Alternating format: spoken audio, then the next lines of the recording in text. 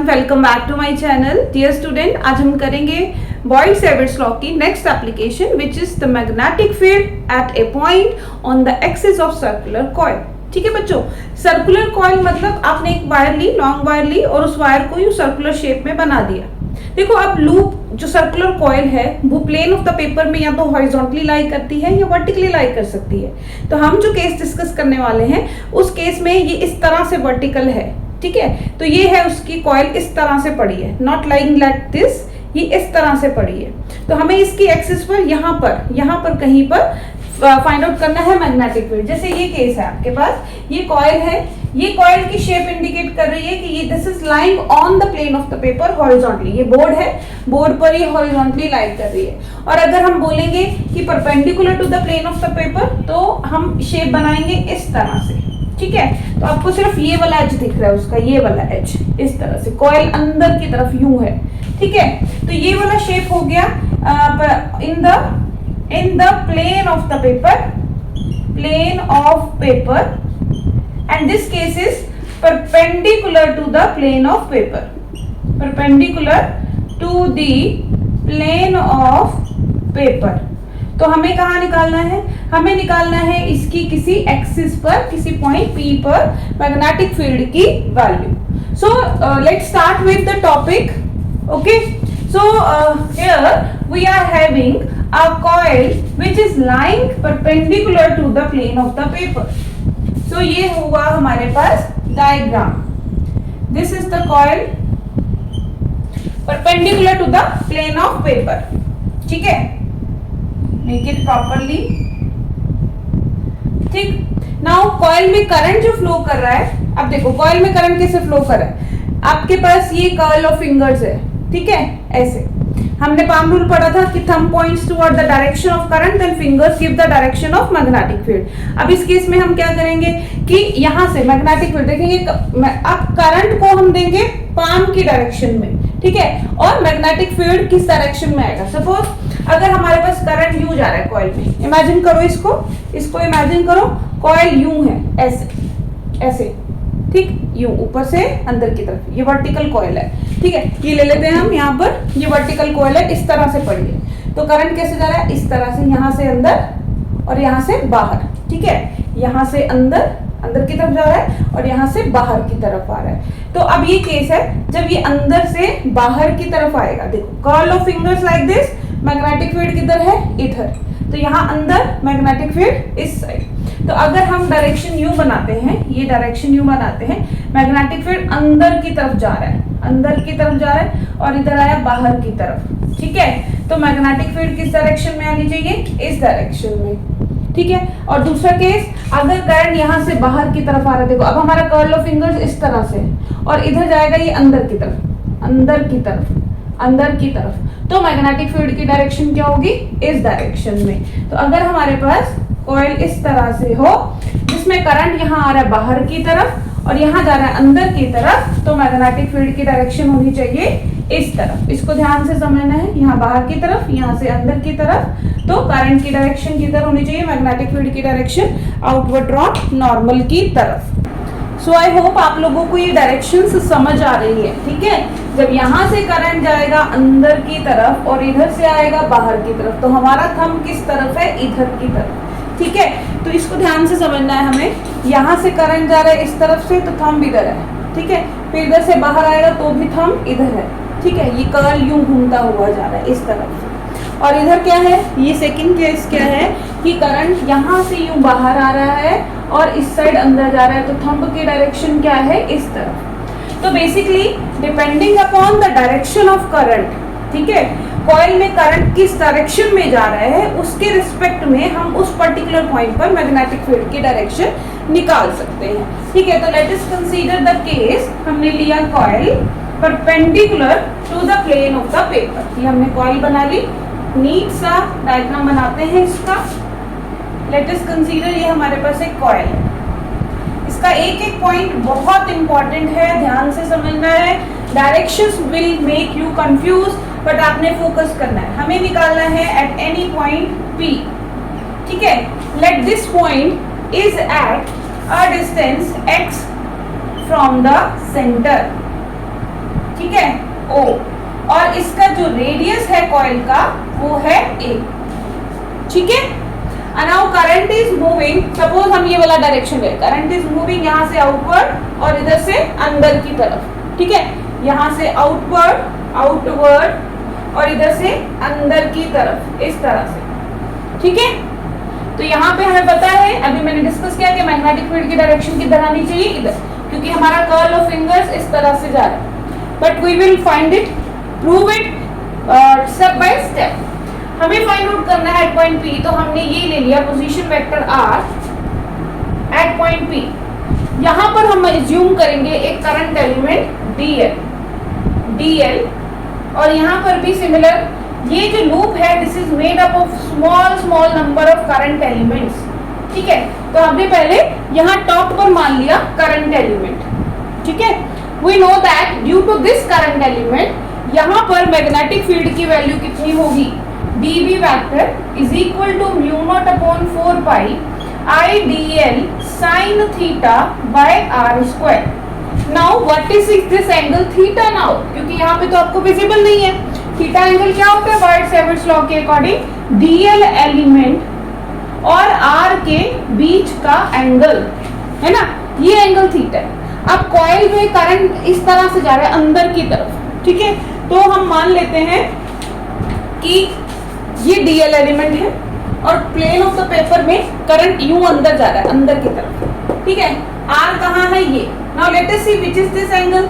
अगर हम इसको उठा के देखते हैं तो आर एंगल कितना विजिबल हो रहा है आपको, angle is 90 degree, okay. See it again, यहाँ पर डीएल वेक्टर इनवर्ड, करंट कैसे जा रहा है यहाँ से, अच्छा हमने बाहर वाला केस लिया था, तो करंट अगर यहाँ पर बाहर भी आ रहा है तो ये हो गया बाहर की तरफ आता हुआ, और ये हो गया आपके पास आर वेक्टर, क्योंकि ये प्लेन में है और हमारा जो एक्चुअल डायग्राम होगा, जो कॉइल होगा वो 3D में है, स्पेस में है ना, वर्टिकली स्टैंड कर रही है प्लेन पर, तो इसको इस तरह से समझेंगे।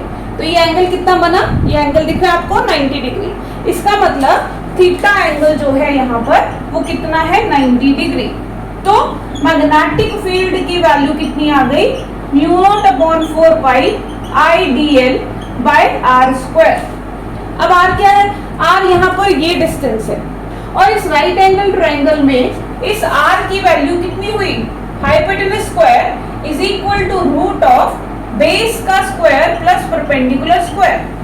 तो r स्क्वायर किसके बराबर आ जाएगा, r स्क्वायर की वैल्यू होगी a square plus x square, squaring both sides. तो यहाँ पर हम पुट कर सकते हैं dB वेक्टर की value mu not upon 4 pi IDL by r square की जगह हम लिख देते हैं a square plus x square. अब हमने ये जो मैग्नेटिक फील्ड फाइंड आउट किया था, ये किसकी वजह से फाइंड आउट किया था, ये हमने फाइंड आउट किया था ड्यू टू दिस एलिमेंट। अब डायरेक्शन देखिए इसकी वजह से, देखो यहाँ पर करंट किधर आ रहा है, यहाँ पर करंट आ रहा है बाहर की तरफ, इस तरह से ना बाहर की तरफ आ रहा है, बाहर की तरफ। तो ये हमारे पास है ये डीएल एलिमेंट, ठीक है ना, ये हो गया आर एलिमेंट। तो by the rule DL cross R के परपेंडिकुलर होना चाहिए मैग्नेटिक फील्ड, तो इसके परपेंडिकुलर होना चाहिए। ये देखो डीएल आर का परपेंडिकुलर ये, अगर हम पाम रूल लगाकर देखते हैं तो देखो यहाँ पर करंट आ रहा है बाहर की तरफ, हमारा थंब जो होगा that will be along the direction of current, current आ रहा है बाहर की तरफ, आर हमारा है ये। तो इस पॉइंट पे क्या दिख रहा है आपको डायरेक्शन, देखो ऊपर की तरफ है ना, जिस डायरेक्शन में पाम पॉइंट करता है वो डायरेक्शन होता है मैग्नेटिक फील्ड का। अगेन करंट इधर, पॉइंट कौन सा है, ये वाला यहाँ पर, तो पाम कहाँ है, ऊपर की तरफ। अब ऊपर की तरफ है तो हम कहीं भी नहीं बना सकते, ऐसा नहीं है ना कि ऊपर की तरफ दिखाई दे रहा है इस तरह से आपको। तो ये हो गया आपके पास यहाँ पे डीएल एलिमेंट, ठीक है ना, और आपको यहाँ फाइंड आउट करना है, यहाँ ऊपर की तरफ मतलब इसका परपेंडिकुलर। क्लियर, आई होप ये क्लियर हो गया। ये डीएल एलिमेंट, ये डीएल एलिमेंट, बाहर की तरफ करंट आ रहा है, ये आर, ठीक। Thumb point toward the direction of current, thumb point toward the direction of current, magnetic field यहाँ से वर्टिकली अपवर्ड, और कहाँ होनी चाहिए, किस एंगल पर होनी चाहिए, 90 डिग्री टू दिस। तो इसका 90 डिग्री ये हुआ। अब हमारी ये लाइन कैसे है, हमारी ये लाइन है नॉट लाइक दिस, ये हमारी लाइन इस तरह से, तो ये कहाँ, यहाँ से हमारी डायरेक्शन क्या होगी, ये क्लियर हो गया। इसका 90 डिग्री, हम वर्टिकली देखते हैं 90 डिग्री ये हो गया। लेकिन हमारा पॉइंट कैसे है, इस तरह से पॉइंट करते हुए ये डायरेक्शन आ गई हमारे पास डीबी की। तो यहाँ पर हम डीबी की डायरेक्शन बना देते हैं इस तरह से, इसे दे दिया नाम डीबी। आई होप डायरेक्शन आपको क्लियर हुई होगी कि कैसे ये डायरेक्शन इस तरफ आई। ठीक है, रिपीट कर देते हैं एक बार वापस से। देखो ये हुआ हमारे पास DL, current is coming outward, ये R, ठीक है ना, ये R। तो ये हमने लिया पाम, करंट थंब की डायरेक्शन में, पाम मैग्नेटिक फील्ड की डायरेक्शन में, वर्टिकली अपवर्ड। इस पॉइंट का वर्टिकली अपवर्ड क्या हुआ, ये हुआ वर्टिकली अपवर्ड परपेंडिकुलर, ठीक है ना। अब हमारी ये लाइन कैसे है, यू, तो ये एंगल बन गया, तो ये बन गया DB, ठीक, ये बन गया DB। तो इसी तरह से हम इस एलिमेंट की वजह से अगर मैग्नेटिक फील्ड यहाँ निकालते हैं, इस एलिमेंट की वजह से पॉइंट V, ये अब यहाँ करंट आ रहा था बाहर की तरफ और यहाँ करंट जा रहा है अंदर की तरफ, ठीक है। अब अंदर की तरफ सेम बना लेते हैं वापस से, ठीक। अब यहाँ करंट जा रहा है अंदर की तरफ और हमारा R वेक्टर है U, ठीक, ये ऐसे अगेन 90 डिग्री, ठीक, यहां से। अब हमारा करंट जा रहा है अंदर की तरफ, हम रखते हैं palm U, thumb point toward the direction internal, अंदर की तरफ, fingers toward downward, perpendicular to the plane. तो परपेंडिकुलर टू द प्लेन हो गया हमारे पास ये हुआ परपेंडिकुलर, ठीक है ना। अब हमारी जो लाइंस हैं वो किस तरह से हैं, देखो, सी लाइक दिस, ऐसे विजिबल। तो ये कैसे आएगा इसका परपेंडिकुलर, इधर की तरफ ऐसे। तो इस पॉइंट पर, पॉइंट P पर मैग्नेटिक फील्ड की डायरेक्शन हो गई इधर, हमने इसे नाम दे दिया DB डैश, ठीक है। जस्ट लाइक ऊपर अपवर्ड आ रहा था परपेंडिकुलर टू CP, इसी तरह से इस डायरेक्शन में DB डैश, ठीक है। अब कॉइल हमारी सिमेट्री है, तो लेट अपर फेस, जो अपर एलिमेंट है वो एंगल बना रहा है थीटा, तो लोअर एंगल भी बना रहा है थीटा, ठीक है। अब अगर ये एंगल थीटा है, ये एंगल क्या है, angle between this line and this line, ठीक है। तो there is a property that angle between two lines, angle between two lines is equal to angle between their perpendiculars, ठीक है।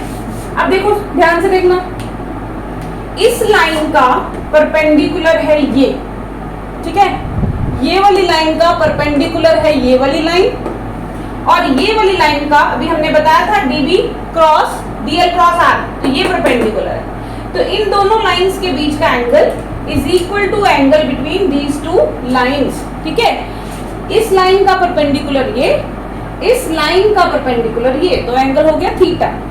सिमिलरली इस लाइन का परपेंडिकुलर इस डायरेक्शन में ये, और ये लाइन का परपेंडिकुलर मैग्नेटिक फील्ड की डायरेक्शन, तो ये एंगल भी हुआ थीटा।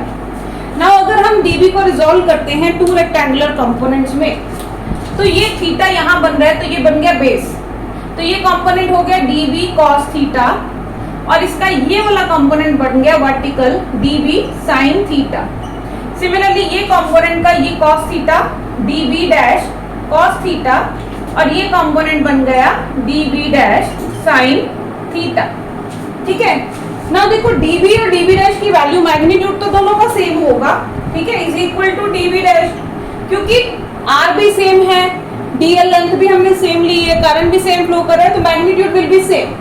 बट इसके लिए ऊपर वाले करंट एलिमेंट के लिए मैग्नेटिक फील्ड की डायरेक्शन होगी अलोंग, इसे नाम दे देते हैं PF और इसे नाम दे देते हैं PE, ठीक है, which are perpendicular to R। तो अब अगर हम निकालते हैं, देखो ये मैग्नीट्यूड सेम होने की वजह से ये component cancel out each other, और ये कंपोनेंट ऐड हो जाएंगे आपस में। अगर ये ऐड होंगे तो they will give a net resultant magnetic field. अब हमने लिया था ये दो कंपोनेंट्स की वजह से, एक DL एलिमेंट ऊपर, एक DL एलिमेंट नीचे। अगर हमें सब एलिमेंट्स की वजह से निकालना पड़ेगा, तो नेक्स्ट के लिए आएगा DB sin थीटा, अगले के लिए आएगा DB sin थीटा, अगले के लिए आएगा DB sin थीटा। तो इन जनरल अगर हमें नेट मैग्नेटिक फील्ड निकालना है तो हमें क्या करना पड़ेगा, हमें इसको इंटीग्रेट करना पड़ेगा। तो इंटीग्रेट करके हम लिख देंगे DB sin theta for all elements. अब DB की वैल्यू कितनी थी यहाँ से, dB की वैल्यू है B is equal to mu not upon 4 pi I D L by R square. R square की जगह हमने लिखा था A square plus x square into sine theta. ठीक है, अब देखो इसमें वेरिएबल क्या चीज है, एंगल कांस्टेंट, ये भी कांस्टेंट वैल्यू आएगी, आई भी कांस्टेंट, म्यू नॉट अपॉन 4 पाई भी कांस्टेंट। वेरिएबल क्या है, लेंथ ऑफ द सर्कल, जो हम छोटे छोटे एलिमेंट्स ले रहे थे, तो बाकी सारी चीजें बाहर आ जाएंगी। So B is equal to mu not upon 4 pi I by A square plus x square into sine theta integration of D L. Right, अब यहाँ पर साइन थीटा क्या होगा, देखो इस ट्रायंगल के अंदर राइट एंगल ट्रायंगल बन रहा है, तो sine theta is perpendicular upon hypotenuse. Perpendicular हो गया ए, हाइपोटेनस हो गया आर, तो साइन थीटा की जगह हम लिख सकते हैं b is equal to mu not upon 4 pi I by A square plus x square into a by A square plus x square का रूट। हमारे पास r की वैल्यू कितनी थी, root of a square plus x square. और dl क्या है, dl है length of the circle which is circumference of the circle which is equal to 2 pi r। तो 2 पाई a, क्योंकि हमने रेडियस क्या लिया यहाँ पर a। ठीक है, तो यहाँ से b की वैल्यू हमारे पास आ जाती है, I hope it is visible to you. So यहाँ से b की वैल्यू आ जाएगी b is equal to mu not upon 4 pi 2 pi a और a बना a स्क्वायर आई साथ में upon a square plus x square का 3/2। एंड इसकी डायरेक्शन कहाँ आ रही है, ऑब्वियसली इस डायरेक्शन में। ठीक है, so this is the expression for the magnetic field at the axis of the circular coil. अगर ये सर्कुलर कॉइल कैरी करेगी n टर्न्स, तो इन दैट केस हम इसको किससे मल्टीप्लाई कर देंगे, n से। ठीक है, n से मल्टीप्लाई कर देंगे, तो हमारे पास जो एक्सप्रेशन आएगा ना, that expression will be equal to, see b is equal to mu naught I upon 4 pi 2n pi a square upon a square plus x square raised to power 3/2। I hope this is clear to you. Now let us do its special case.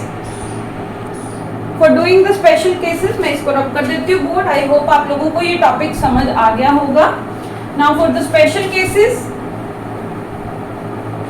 देखो b की value आई है हमारे पास, b is equal to mu not upon 4 pi I 2n pi a square divided by a square plus x square raised to power 3/2। ठीक है, अब अगर पहला केस क्या है कि अगर पॉइंट P जो था हमने माना था एक्सिस पर, अगर वो सेंटर पर लाई करे, मींस आपके पास ये कॉइल है, P पॉइंट यहाँ ना लाई करके यहाँ लाई कर जाए, तो ये जो डिस्टेंस x था उस x की वैल्यू कितनी हो जाएगी, 0। उस x की वैल्यू हो जाएगी 0, तो इस एक्सप्रेशन में हम 0 पुट कर देते हैं। Mu not upon 4 pi 2i n pi a square, x 0 हो जाएगा तो ये बचेगा a square, a square raised to power 3/2, 2 से 2 cancel, a to power cube आ जाएगा, तो यहाँ हम लिखेंगे a क्यूब से a square cancel, so mu not upon 4 pi 2i n into pi by a, और इसको हम लिख सकते हैं mu not upon 4 pi i by a into n into 2 pi. ये क्या किसका हो गया formula, this is the formula for magnetic field at the centre of the circular coil. अगर हमें सर्कुलर कॉइल के सेंटर पर निकालना है तो हमें क्या करना पड़ेगा, x की वैल्यू 0, और फॉर्मूला क्या होगा, mu not upon 4 pi i by a n into 2 pi. ठीक है ना, अब जैसे मान लो आपके पास कॉइल फुल कॉइल दी है, तो एंगल क्या बन जाएगा इसमें, 2 पाई। अगर आपको कॉइल सेमी सर्कुलर दी है तो इन दैट केस एंगल कितना बन जाएगा, पाई। ठीक है, और अगर 1/4 दिया है तो पाई/4। तो इन जनरल इसका फॉर्मूला होता है mu not upon 4 pi i by a into n theta, जो भी थीटा की वैल्यू होगी। ठीक है, so this is the first case. Now second case कि मान लीजिए जो पॉइंट P है, पॉइंट P सेंटर से बहुत ज्यादा दूर है, बहुत ही ज्यादा दूर। ठीक है, तो हम लिख लेते हैं second case. Now second case is point P, case 2, point P lies far away from the center of coil. Far away. अगर far होगा तो x is very very very greater than a, मतलब उस केस में ये a बहुत छोटा होगा और x की वैल्यू बहुत ज्यादा होगी, तो इस केस में हम a को इग्नोर कर सकते हैं। तो अभी हमारा फॉर्मूला क्या था, b is equal to mu not upon 4 pi I by a square plus x square raise to power 3/2 2 pi a square, ठीक है ना। अगर n टर्म्स है तो n से हम मल्टीप्लाई कर देते हैं, राइट। अब हम क्या करेंगे, हम a को नेग्लेक्ट करेंगे। a को नेग्लेक्ट करेंगे तो हमारा फॉर्मूला बन जाएगा mu naught upon 4 pi ni pi a square 2 pi a square i, ठीक है, अपॉन x क्यूब, ठीक।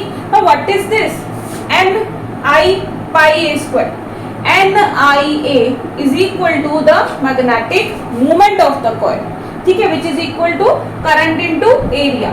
तो हम यहाँ लिख देंगे b किसके इक्वल आ गया, b आ गया mu not upon 4 pi 2m by x cube. तो अनदर फॉर्मूला, जब पॉइंट P लाई करेगा away from the centre of the coil, at that moment magnetic field is given by mu not upon 4 pi 2m by x cube, ठीक है। So this was all about this topic, that is the magnetic field at the axis of the circular coil. In my next video we will do the numericals related to this chapter. So I hope you have understood this topic. So keep doing physics and have a nice day.